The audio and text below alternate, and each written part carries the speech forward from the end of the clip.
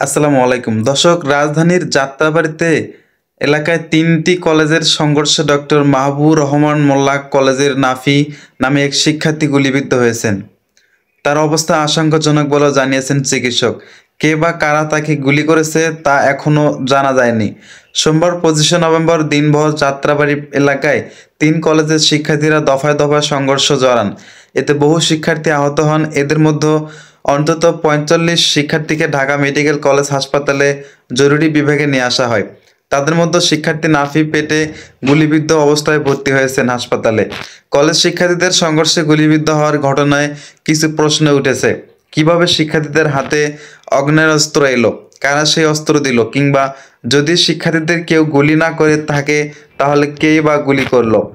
তবে যাত্রাবাড়ির যে প্রত্যক্ষদর্শীরা সূত্রে জানা যায় যে যাত্রাবাড়ি এলাকায় শিক্ষার্থীরা এত বড় সংঘর্ষে জড়ালেও পুলিশের সক্রিয় কোনো ভূমিকা ছিল না।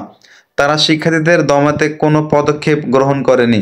টিয়ার গ্যাস, রাবার বুলেট বা গুলি কিছুই ছোড়েনি। সেখানে কোনো পুলিশ ছিল না। ছাত্রদের মধ্য থেকেই কেউ না কেউ গুলি করেছে।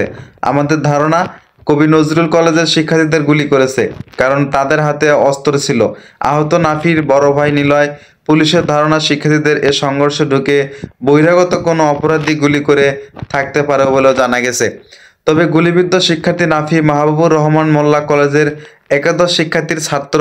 ডেমরার বাইমেল বাজার এলাকায় আবুল হোসেনের ছেলে ছিলেন।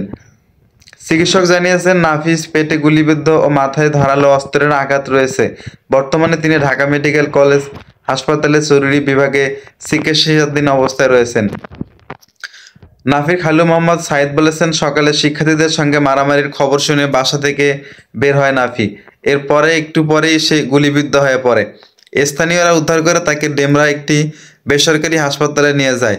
আমরা খবর পেয়ে সেখান থেকে ঢাকা মেডিকেলে নিয়ে আসি। তার পেটে গুলি ও মাথায় ধারালো অস্ত্রের আশঙ্কাজনক আঘাত রয়েছে। শরীরে এখনও রক্ত দেওয়া হচ্ছে।